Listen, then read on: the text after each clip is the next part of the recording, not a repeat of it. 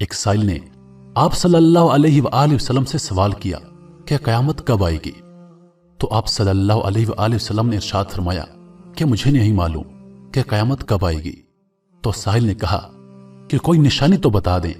تو آپ صلی اللہ علیہ وآلہ وسلم نے فرمایا کہ جب اولاد اپنی ماؤں کو ذلیل کرے گی تو قیامت آئے گی۔ تو میرے دوستو، آج کل کے معاشرے پر نظر دوڑائیں، اولاد اپنی ماؤں کے ساتھ کیسا سلوک کر رہی ہے۔ حضور صلی اللہ علیہ وآلہ وسلم نے حضرت عمر رضی اللہ عنہ اور حضرت علی رضی اللہ عنہ سے کہا کہ تمہارے دور میں ایک شخص ہوگا جس کا نام اویس بن عامر ہوگا۔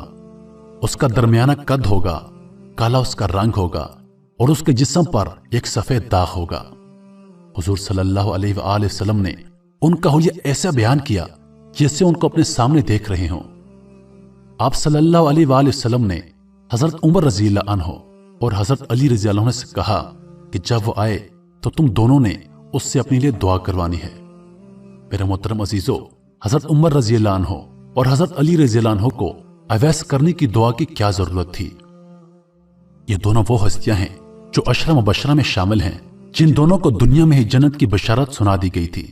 ان دونوں کو حضرت اویس کرنے کی دعا کی کیا ضرورت تھی؟ مگر میرے دوستو، یہاں حضور صلی اللہ علیہ وآلہ وسلم کو امت کو یہ پیغام پہنچانا چاہتے تھے کہ ماں کا کیا مقام ہے اور ماں کی خدمت کرنے والے کا کیا درجہ ہے۔ حضرت عمر رضی اللہ عنہ اور حضرت علی رضی اللہ عنہ حضور صلی اللہ علیہ وآلہ وسلم کی اس بات پر حیران رہ گئے کہ آپ صلی اللہ علیہ وآلہ وسلم نے یہ کیوں کہا کہ اویس کرنے سے اپنے لیے دعا کروائیں۔ تو حضور صلی اللہ علیہ وآلہ وسلم نے فرمایا کہ عمر علی، اویس نے ماں کی خدمت اس طرح کی ہے کہ جب وہ ہاتھ اٹھاتا ہے تو اللہ تعالیٰ اس کی دعا کو خالی نہیں جانے دیتا۔ حضرت عمر بن خطاب رضی اللہ عنہ 10 سال خلیفہ رہے، 10 سال حج کیا، لیکن انہیں اویس نہ ملے۔ ایک دن سارے حاجیوں کو اکٹھا کر لیا اور کہا کہ تمام حاجی کھڑے ہو جاؤ۔ آپ کے حکم پر تمام حجاج کرام کھڑے ہو گئے۔ پھر آپ نے کہا کہ سب بیٹھ جاؤ، صرف یمن والے کھڑے رہو۔ چنانچہ سب بیٹھ گئے اور یمن والے کھڑے رہے۔ آپ نے پھر کہا کہ یمن والے سارے بیٹھ جاؤ، صرف مراد قبیلے والے کھڑے رہو۔ چنانچہ سب بیٹھ گئے، مراد قبیلے والے کھڑے رہے۔ آپ نے پھر فرمایا کہ سب بیٹھ جاؤ، صرف کرن والے کھڑے رہو۔ مراد قبیلے والے سب بیٹھ گئے اور کرن قبیلے سے صرف ایک آدمی بچا۔ حضرت عمر رضی اللہ عنہ نے کہا کہ تم کرنی ہو؟ تو اس شخص نے کہا کہ جی ہاں، میں کرنی ہوں۔ حضرت عمر رضی اللہ عنہ نے کہا کہ اویس کو جانتے ہو؟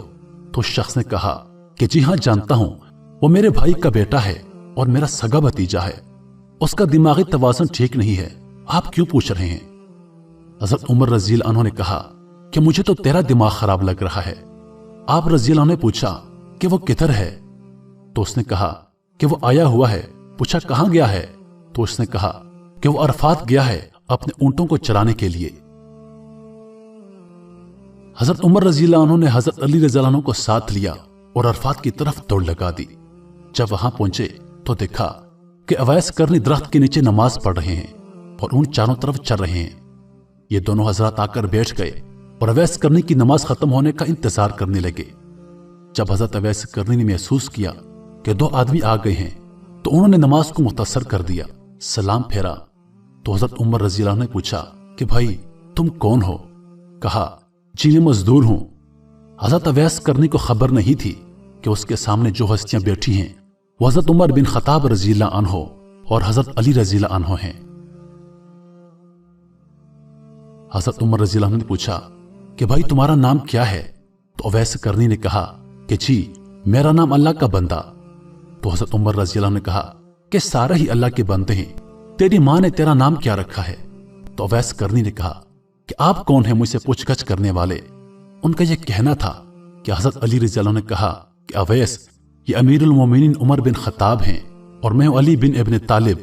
حضرت اویس کا یہ سننا تھا کہ وہ کانپنے لگے، کہا جی میں معافی چاہتا ہوں، میں تو آپ کو پہچانتا ہی نہیں تھا، میں تو پہلی دفعہ آیا ہوں۔ تو حضرت عمر رضی اللہ عنہ نے کہا کہ تو ہی اویس ہے؟ تو انہوں نے کہا کہ جی ہاں میں ہی اویس ہوں۔ حضرت عمر رضی اللہ عنہ نے کہا کہ ہاتھ اٹھا اور ہمارے لیے دعا کر۔ وہ رونے لگے اور کہا کہ میں دعا کروں؟ آپ لوگ سردار ہیں اور میں آپ کا نوکر، میں آپ لوگوں کے لیے دعا کیسے کر سکتا ہوں؟ تو حضرت عمر رضی اللہ عنہ نے کہا کہ हाँ, अल्लाह के नबी ने फरमाया था कि अवैस जब दुआ के लिए हाथ उठाता है तो अल्लाह ताला उसके हाथ खाली नहीं लौटाता। मेरे मोहतरम अजीजों, हजरत उमर रजी अल्लाह अन्हु और हजरत अली रजी अल्लाह अन्हु जैसी हस्तियों के लिए हजरत अवैस के हाथ उठवाए गए। किस लिए? उसके पीछे कोई जिहाद नहीं था, कोई तबलीग नहीं थी, कोई तसव्वुफ नहीं था। उसके पीछे सिर्फ और सिर्फ मां की खिदमत थी। जब लोग जन्नत में जा रहे होंगे तो हजरत अवैस करनी भी चलेंगे। उस वक्त अल्लाह ताला फरमाएंगे कि बाकियों को जाने दो और अवैस को रोक लो। उस वक्त हजरत अवैस करनी परेशान हो जाएंगे और कहेंगे कि ए अल्लाह, आपने मुझे जन्नत के दरवाजे पर क्यों रोक लिया? तो अल्लाह ताला फरमाएंगे कि पीछे देखो। जब अवैस करनी पीछे देखेंगे तो पीछे करोड़ों अरबों की तादाद में जहन्नमी खड़े होंगे। उस वक्त अल्लाह फरमाएगा कि अवैस, तेरी एक नेकी ने मुझे बहुत खुश किया था और वो थी मां की खिदमत। तू अपनी उंगली का इशारा कर, जिधर जिधर तेरी उंगली फिरती जाएगी मैं तेरे तुफैल तमाम जहन्नमियों को जन्नत में दाखिल करूंगा। मेरे मोहतरम अजीजों, मां की खिदमत करने वाले का अल्लाह के यहां क्या दर्जा है, यह आपको इस वीडियो से मालूम हो गया होगा। मेरे प्यारे भाइयों और दोस्तों, जितना हो सके अपने वालिदैन की खिदमत करें।